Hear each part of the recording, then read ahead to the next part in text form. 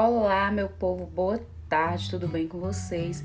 Gente, hoje na nossa aula nós vamos iniciar um conteúdo novo. Vamos fazer uma introdução aos fundamentos da biologia. Vocês já se perguntaram o que te faz ser considerado como ser vivo? Sim? Para ser um ser vivo é necessário que seja formado por células, ok? Que é o que nós chamamos de teoria celular, que posteriormente nós vamos estudar mais aprofundado. Mas o que é que nós temos nessas células? Quais são os elementos químicos? Quais são as substâncias que nós carregamos nessas células? Então, hoje nós vamos ver as características gerais dos seres vivos e também vamos relembrar um pouquinho os níveis de organização dos seres vivos, que nós já fizemos uma revisão.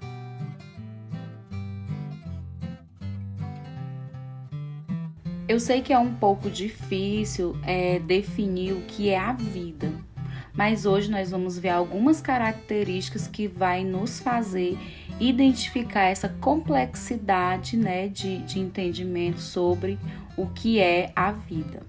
Então, a primeira delas é a composição química dos seres vivos. A matéria constituinte dos seres vivos é composta por átomos de elementos químicos que sempre vão estar presentes na composição das nossas células. Que elementos químicos são esses? É o carbono, o hidrogênio, o oxigênio e o nitrogênio. E em menor escala, em menor composição, nós ainda temos fósforo e enxofre. A união de centenas, dezenas e milhões de átomos desses elementos químicos vão formar o que nós chamamos de moléculas orgânicas. Os principais tipos de moléculas orgânicas são as proteínas, os glicídios, os lipídios e os ácidos nucleicos. A proporção aproximada dos componentes químicos no corpo dos seres vivos é 80% de água, 10% de proteínas, 5% de lipídios, 2% de carboidratos, que são os glicídios, 2% de ácidos nucleicos e 1% de outros componentes químicos, como os sais minerais. A nossa próxima característica é a organização celular. Os seres vivos na organização celular são divididos em procariontes, aqueles seres vivos em que a célula não possui núcleo, e eucariontes, são os seres vivos que a sua célula possui núcleo definido. A nossa próxima característica é o metabolismo. Então, se todos os seres vivos eles são formados por célula, todos eles vão ter essa atividade metabólica, que é o quê? São transformações químicas que ocorrem no interior das células dos seres vivos. Todos os seres vivos são capazes de perceber o que se passa ao seu redor e de reagir a diferentes tipos de estímulos. E isso é o que nós chamamos de reação e movimento, a capacidade de se movimentar rápida e ativamente de várias formas, de acordo com as condições adequadas à sobrevivência. A próxima característica é o crescimento. Todo ser vivo cresce e esse crescimento ocorre sempre pela produção organizada de substâncias por meio do metabolismo celular. Seres vivos constituídos por uma única célula, que são as bactérias, os protozoários, algumas algas e uns fungos, são chamados de unicelulares. Crescem pelo aumento do tamanho de sua única célula. Os seres vivos constituídos de mais células, que são os seres multicelulares ou pluricelulares, o crescimento varia de acordo com a espécie daquele ser vivo. Outra característica muito importante dos seres vivos é a reprodução, porque todo ser vivo necessita reproduzir para a perpetuação da sua espécie, certo? Então, existem dois tipos de reprodução.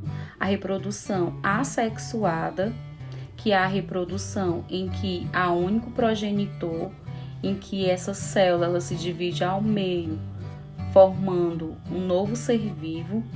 E a reprodução sexuada, que é aquela em que há a presença dos gametas. No caso, o gameta masculino é o espermatozoide e o gameta feminino é o óvulo. Outra característica essencial da vida, que está intimamente ligada à reprodução, é a hereditariedade. Um ser vivo, ao se reproduzir, ele deixa aos seus descendentes um material genético que vai ser responsável pelas suas características físicas e até mesmo psicológicas. E esse padrão estrutural, ele é variável de acordo com a espécie.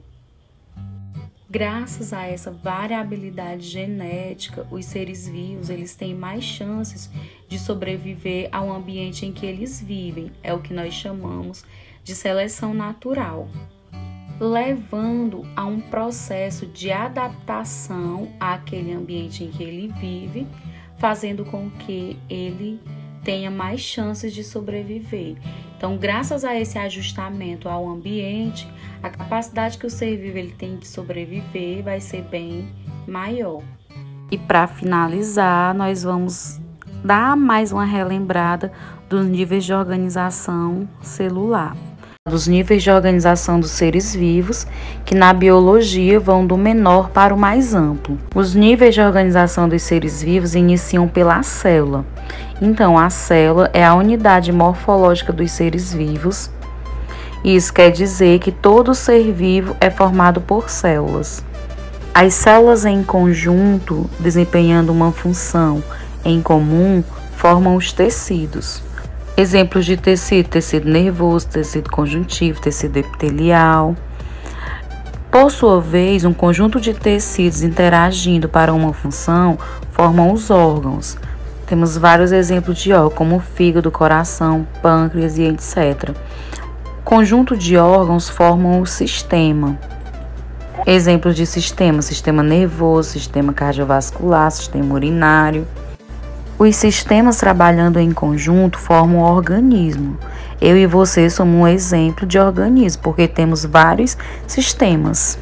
Aí, se levarmos em consideração um nível maior, temos a população, que é o conjunto de organismos da mesma espécie, no mesmo lugar, ao mesmo tempo. Por isso que quando falamos assim, a população de Canindé, nós estamos falando apenas da população de seres humanos existentes aqui na cidade de Canindé.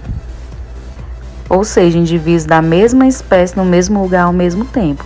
Daí temos a comunidade, que são populações de diferentes espécies no mesmo local e ao mesmo tempo. Depois disso, nós temos o ecossistema, que é um conjunto de comunidades que é formado pelos fatores bióticos, que são os seres vivos, e os fatores abióticos, que são os seres não vivos, como é o caso da luz solar, da atmosfera, da água, dos minerais. Se nós juntarmos todos os ecossistemas da Terra, nós teremos a biosfera. Vocês podem também fazer a leitura no livro didático a partir da página 19 até a página 24.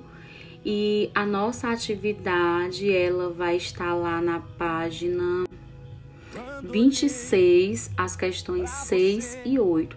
Então, vocês vão copiar apenas o enunciado da questão no caderninho de vocês, colocar a resposta correta, tirar a foto e enviar aqui para a plataforma para que eu possa verificar a atividadezinha de vocês, tá certo? Então, beijos, até a próxima. Bons estudos.